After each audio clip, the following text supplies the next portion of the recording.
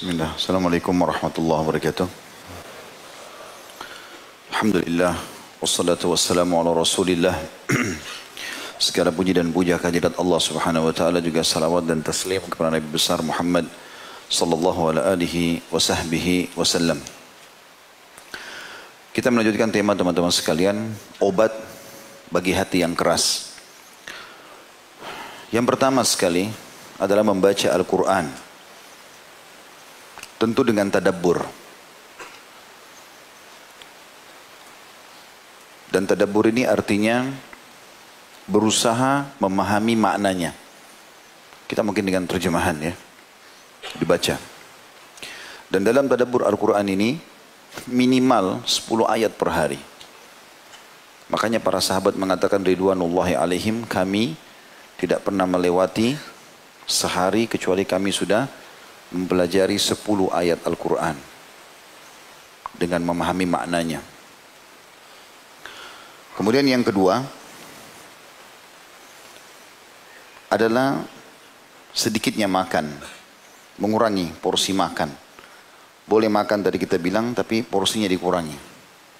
Dalam arti kata, coba makan pada saat dibutuhkan. Misal kita lagi lapar, lagi butuh, kebetulan bertamu di rumah orang gitu loh. Kalau enggak ya sudah.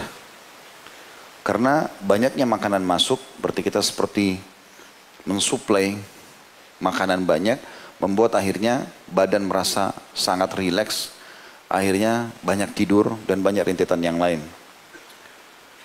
Kemudian yang ketiga, sholat malam. Dan ini adalah sudah umum tentunya. Umumnya kita bangun, sholat malam, beribadah kepada Allah subhanahu wa ta'ala. Karena sholat sunnah yang paling afdal setelah sholat wajib adalah sholat qiyamul lail. Dan ini kebiasaan orang-orang saleh. Sudah menjadi kebiasaan mereka, tidak mungkin lewat satu malam kecuali sholat malam. Dan Nabi SAW saking rutinnya kerjakan sholat tahajud itu sampai-sampai kalau beliau kelewatan tidur, misalnya bangun sudah azan subuh, maka beliau SAW mengerjakan sebelum waktu duha 12 rakaat. Yang tadinya sholat malam 11 rakaat. Kemudian yang keempat adalah mendekatkan diri kepada Allah di waktu sahur atau di waktu menjelang subuh dengan doa. Jadi doa secara khusus di waktu itu diperlukan. Itu untuk melunakkan hati. Karena orang lebih khusyuk, lebih segala macam. Dan yang kelima, duduk dengan orang-orang soleh. 5 hal ini digabung di satu statement yang disampaikan oleh Ibrahim Al-Khawwash atau Khawwas rahimahullah. Beliau mengatakan dawa'ul qalbi khamsu asya'. Obat hati yang keras ada 5. Qiraatul Quran bit tadabbur. Membaca Al-Quran dengan tadabbur. Wa khala'ul batan. Mengosongkan perut. Itu kata membatasi makanan tadi. Wa qiyamul lail. Selalu rutin bangun sholat malam. Udah nggak boleh lagi lewat malam kecuali antum sholat. Walaupun cuma 2 rakaat. Nanti kalau sehari, 2 hari, seminggu, sebulan terbiasa, kita akan rasakan kenikmatannya dan sudah menjadi sebuah pola. Pada saat itu syaitan sudah nggak bisa goda kita lagi. Karena kalau kita masih stuck di satu tempat, saya pernah kasih gambaran tuh, kita sama syaitan itu seperti orang yang mau lomba lari. Kalau kita masih diam di tempat garis start, maka dia berleluasa untuk menjatuhkan semangat kita. Kau nggak bisa, kau begini, segala macam. Tapi kalau kita mulai lari, walaupun lari kecil, dia kalau mau menggoda kita, dia harus juga berlari. Dan harus supaya dia bisa menggoda kita atau mengalahkan kita, dia harus lebih cepat dari kita. Kalau antum berlari kencang, maka dia akan lebih kerepotan. Maknanya apa? Lakukan ibadah itu dulu. Rutinkan. Nanti kalau dia sudah tercintakan dalam jiwa, sudah terbiasa, jadi nyaman, akhirnya jadi kebiasaan. Dan itu syaitan sudah sulit untuk goda. Yang keempat, wattadarru 'inda sahar. Mendekatkan diri secara khusus kepada Allah di waktu-waktu sahar. Sahar itu maksudnya di waktu subuh itu, menjelang subuh. Di sini khususnya dengan doa. Terutama doa. Makanya Nabi SAW mengatakan siapa yang terkaget di malam hari. Banyak orang kaget pertengahan malam. Lalu dia baca la ilaha illallah wahdahu la syarikalah lahul mulku wa lahul hamdu wa huwa ala kulli syai'in qadir. Langsung mengingat Allah. Subhanallah walhamdulillah wa la ilaha illallah Allahu akbar wa la hawla wa la quwata illa billahil aliyil azim. Allahumma gfirli. 3 jenis zikir digabung. La ilaha illallah wahdahu la syarika lah sampai akhir. Subhanallah alhamdulillah wa la ilaha illallah akbar dan wala haula wala quwata illa billahil aliyil azim. Lalu ditambah dengan satu pendek doa, Allahumma gfirli. Ya Allah ampunilah aku. Apa kata Nabi SAW? Maka akan diampuni semua dosanya yang lalu. Kalau dia berdoa, diijabah doanya. Dia memohon ampun, diampuni dosanya. Maaf, kalau dia sholat diterima. Ya, jadi ini resep yang luar biasa. Kemudian yang kelima beliau mengatakan wa mujalasatus shalihin, dan duduk ya bersama orang-orang saleh. Ya, jadi berteman sama mereka, dan itu sudah pernah saya bilang teman-teman sekalian. Yang kita harus garis bawahi adalah berteman itu orang saleh dan salehah di majelis ilmu, di masjid. Tidak akan kita temukan mereka banyak di jalan atau di pasar-pasar. Di majelis begini, lihat kalau ada orang baik, orang soleh dan soleh di depan kita, kenalan, laki-laki sama laki-laki, perempuan sama perempuan, kemudian jadikan dia sebagai sahabat kita. Imam Ahmad punya sebuah statement berhubungan dengan masalah ini. Di antara statement yang dijelaskan itu adalah, dengan apa, waktu beliau ditanya, dengan apa hati bisa jadi lunak? Maka kata beliau, wahai anakku, kepada orang yang bertanya, dengan makanan yang halal. Maknanya, kalau kau pun harus makan, makan dari sumber yang halal. Sehingga betul-betul bisa selamat daripada masalah tadi. Kemudian yang selanjutnya, yang keenam ya, tadi kan sudah 5 ya. Sebenarnya poin 1 tapi ada 5 hal disebutkan tadi. Tapi saya sudah gabungkan 5. Berarti yang keenam sekarang adalah rutin menghadiri majelis ilmu. Seperti insya Allah antum hadiri seperti sekarang. Akan beda iman kita sebelum hadir dan sesudah hadir. Ini sudah masyhur, gitu kan. Dan para sahabat sangat merindukan majelis Nabi SAW. Sampai dalam sebuah riwayat sahih riwayat Bukhari, Irbad ibn Sariyah yang masyhur radhiyallahu anhu mengatakan, suatu hari kami pernah mengerjakan sholat bersama Nabi SAW. Kemudian setelah sholat beliau menghadap ke arah kami lalu mengingatkan kepada kami peringatan yang melunakkan hati-hati kami dan membuat mata-mata kami menangis. Ya. Jadi memang majelis ilmu itu manfaatnya besar sekali. Jadi kalau antum bubar dan majelis ilmu ini merasa lebih dekat dengan Allah, lebih takut, takut berbuat maksiat, lebih semangat buat ibadah, itu efek ilmu. Kalau sekali antum hadir sejam 2 jam begini bisa berefek, bagaimana kalau setiap hari hadir? Bagaimana kalau setiap saat dengarkan?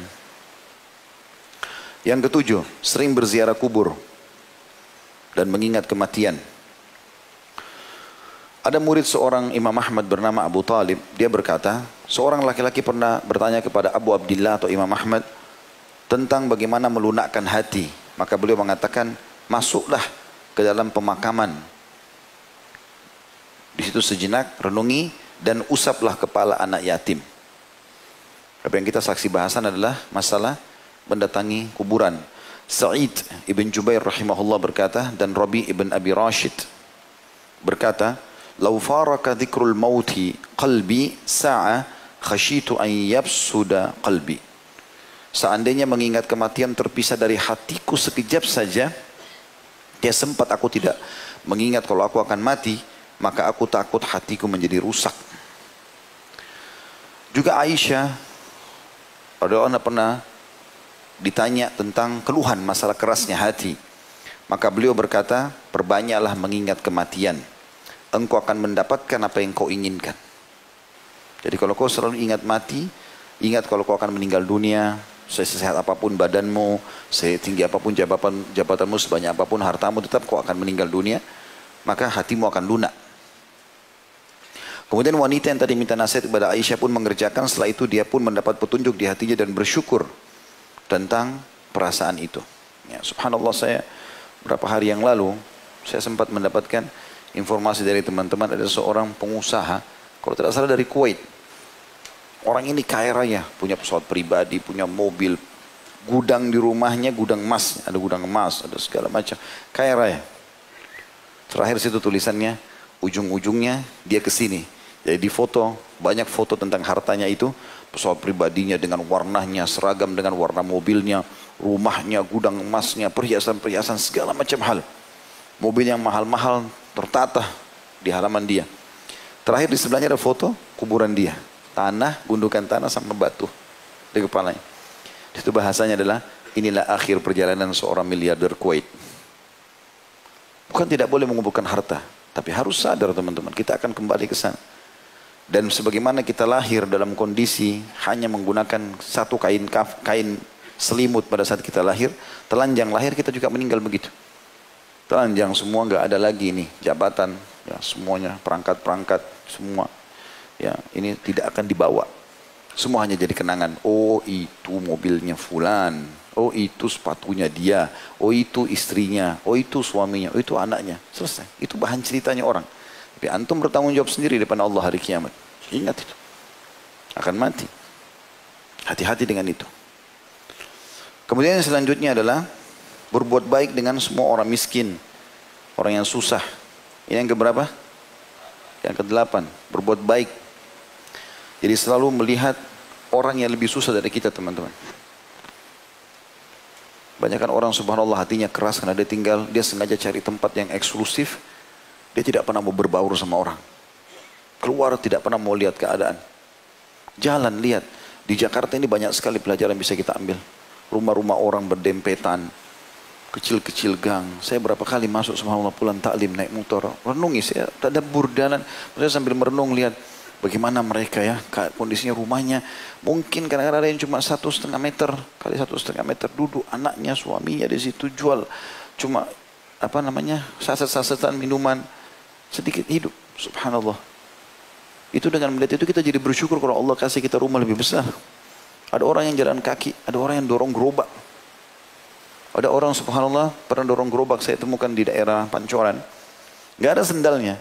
Dia ambil bekas botol minuman, botol air mineral, itu digepengin sama dia, di lubang bagian depan dekat kepala tutupnya itu, dipakai jadi sendal. Jadi dia jalan itu bunyi-bunyi sendal. Gak ada sendalnya. La haula wala quwata illa billah. Tapi ada orang atau banyak orang yang hatinya keras. Lihat orang begitu gak ada lunak hatinya, bantu ya akhi. Allah perlihatkan mata kita ke orang begitu itu untuk kita bantu. Bukan cuma lewat, oh ya sudah, orang miskin, udah.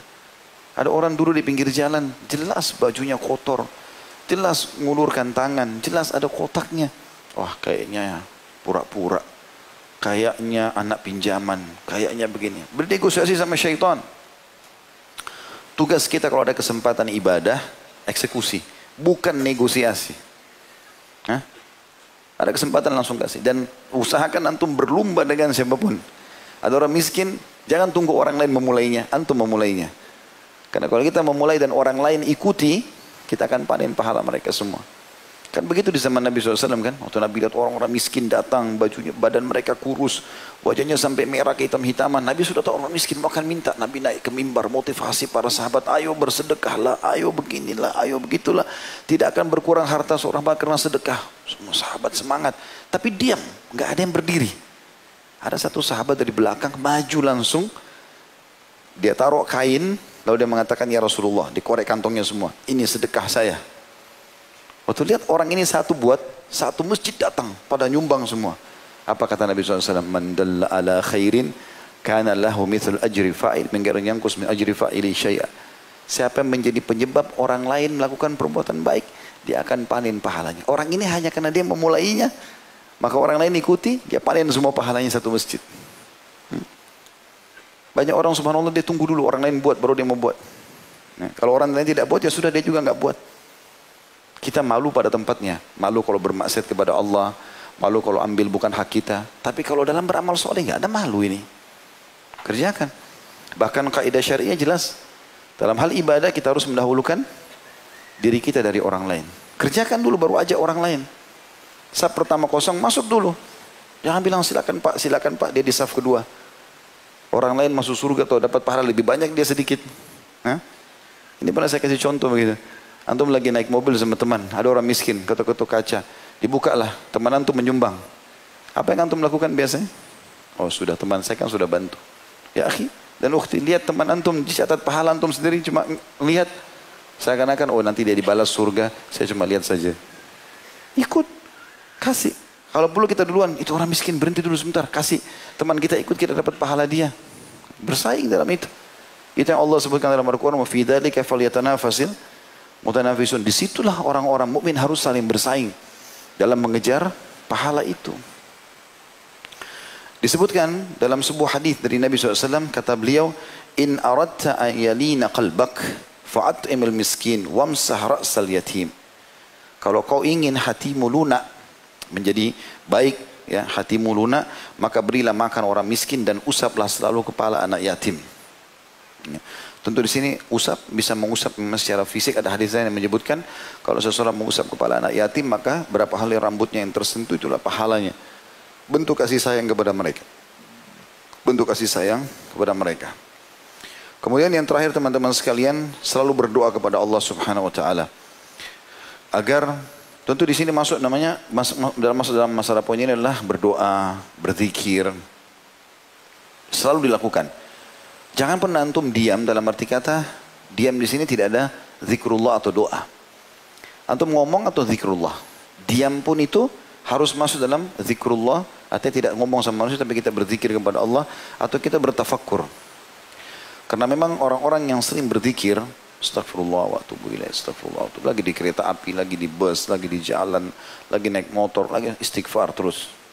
Baca salawat terus. Ya, baca la haula wala quwata illa billah. Terus ulang-ulangi zikrullah. Dan Allah mengatakan tentang masalah itu dalam surah Ar-Ra'd, surah nomor 13 ayat 28. A'udzu billahi minasyaitonir rajim.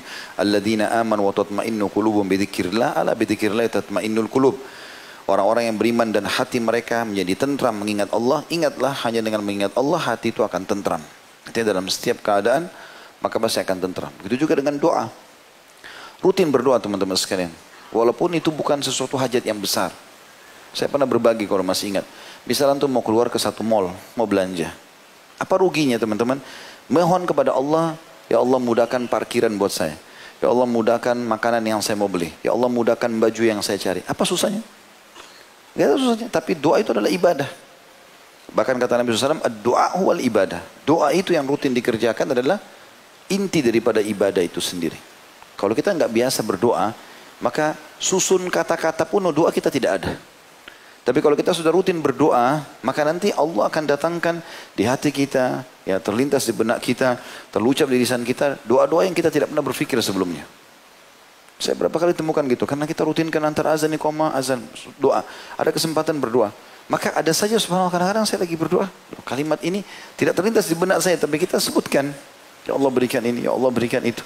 Ternyata dengan rutinnya kita melakukan itu maka akan menjadi sebuah tambahan atau Allah akan berikan tambahan dalam ibadah itu sendiri. Jadi doa sama zikrullah adalah penutupan dari bahasan kita ini insyaAllah. Semoga Allah SWT menjadikan kita yang memiliki hati yang lunak, terisi dengan keimanan dan selalu beristiqamah dalam ibadah kepada Allah SWT sampai ajal datang nanti insyaAllah dan Allah ridho kepada kita. Dan semoga seluruh dosa yang pernah kita kerjakan diganti dan dimaafkan oleh Allah SWT, diganti menjadi pahala tentunya. Baik insyaAllah kita akan bertemu lagi di Rabu akan datang dengan izin Allah SWT. Dan hari Sabtu insyaAllah akan ada serial sahabat kita seperti biasa. Saya mengajak teman-teman untuk datang dan juga menyebarluaskan informasi itu. Kita akan menjawab atau menjelaskan insyaAllah sahabat yang mulia Abu Ayyub Al-Ansari radhiyallahu anhu. Subhanakallahumma bihamdika asyhadu an la ilaha illa anta astaghfiruka wa atubu ilaik. Wassalamualaikum warahmatullahi wabarakatuh.